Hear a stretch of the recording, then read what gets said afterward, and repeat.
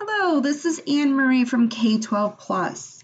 In this video, we will be talking about non-traditional students in higher education.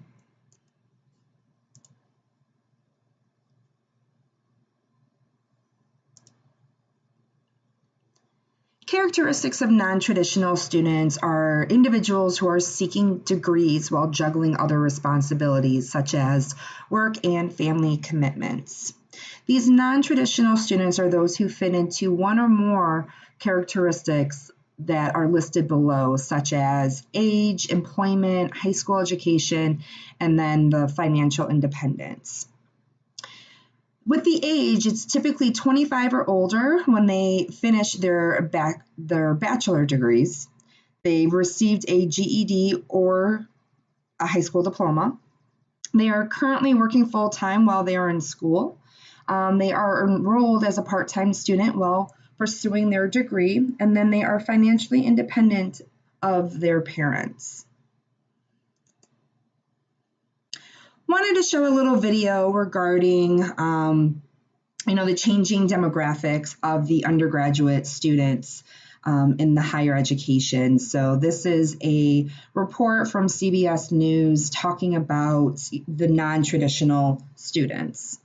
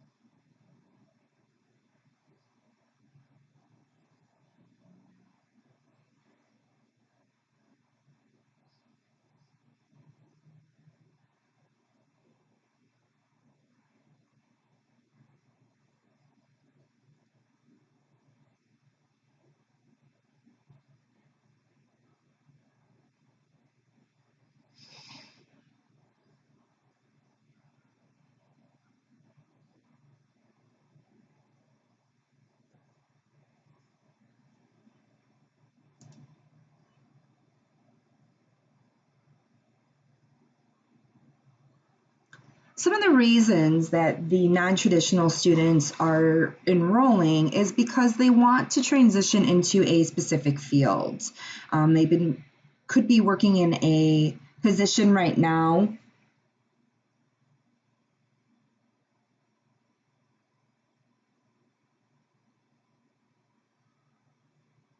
Some reasons that students are enrolling is because they want to transition into a specific role or a specific field.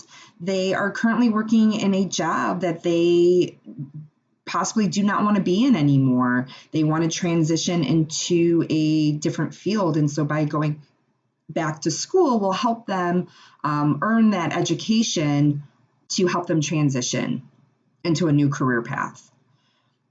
A lot of them, it's the right time in their lives to do so. You know, they could be financially secure, they have a job and a career that they enjoy, and then they just want to go back to school now because they have some time, you know, to really focus on their studies. Third, they're preparing themselves for today's job market. You know, a lot of companies are requiring degrees to move up in the corporation. So the non-traditional student, you know, has to go back to get that degree so they can move up in their current role. They want to learn more.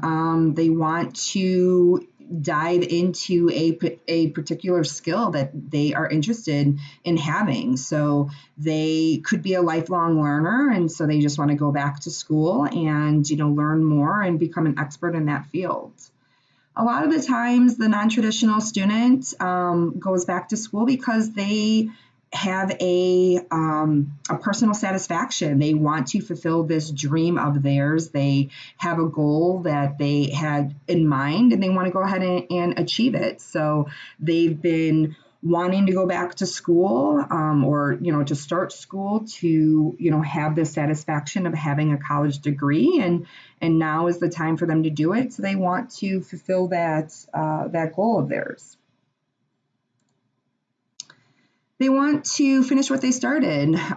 Some students, you know, have started college right out of high school, and maybe some situations popped up in their life that they could not finish, you know, due to marriage, having a family, maybe joining the military. So they want to go back and finish what they started.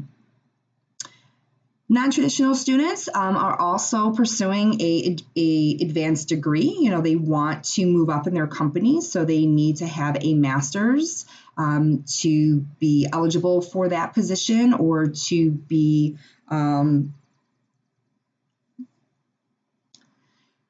they finally found the right school. So some students do not like the traditional setting where you have to be sitting in a classroom and hearing the professor lecture.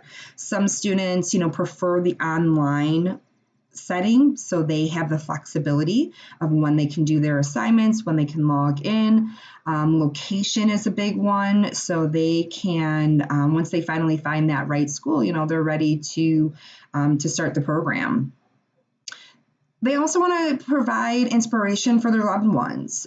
Some parents decide to go back to school because they are telling their children that they need to go to college and get that education. So sometimes they have a hard conversation with themselves because they want to, say, if I'm making you go to school, then I need to go to school. And then lastly, and I kind of mentioned this before, is that, they love learning. They are a lifelong learner. They want to be exposed to more education, to more subjects. So some non-traditional students will go back just for the passion of it. Ways that higher education institutions are adapting to non-traditional students. In the video, she did talk about this a little bit, but there is an increase in online learning programs. Like I said before, that some students do not like the traditional platform of going to the class, going to campus, sitting in class, listening to a lecture for 4 hours.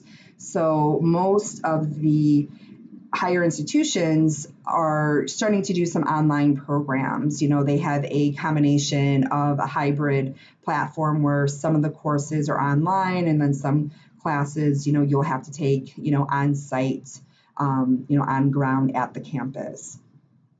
A lot of the non-traditional students are looking for the online programs because of the flexibility. With them working, having children, they need the flexibility of when they can be logging in and doing their assignments. So online platforms have increased, significantly throughout the last couple years. A lot of the non-traditional students are also looking for a faster pace to get done with their degree, with them working and having a job that could be requiring them to get this degree. So there is a time limit, on that for the position. Also, with them having families, they don't want to be in school, for a long periods of time, to take away from their family responsibilities. So they are looking at programs that they can go at their own pace, or maybe just weekends only, depending on what other responsibilities that they have. But the non-traditional students are looking for those accelerated courses, trying to get done as soon as they can. Higher education institutions are also looking at the services and the scheduling for non-traditional students. They are making sure that they have services in place for non-traditional students to help them continue on in the program and graduate. So they are starting to have student support advisors, also known as academic advisors, that are helping students with their degrees and helping them to pick out courses that they need to fulfill the graduation requirements, so then they can, get done as soon as possible. Also working on study skills, having writing studios, having tutors, accessible for the non-traditional students. Some students haven't been in school in over 15, 20 years, so they forget how to study or how to write in an APA style of writing. So having these services available to them, helps cut out the anxiety that the non-traditional students can experience.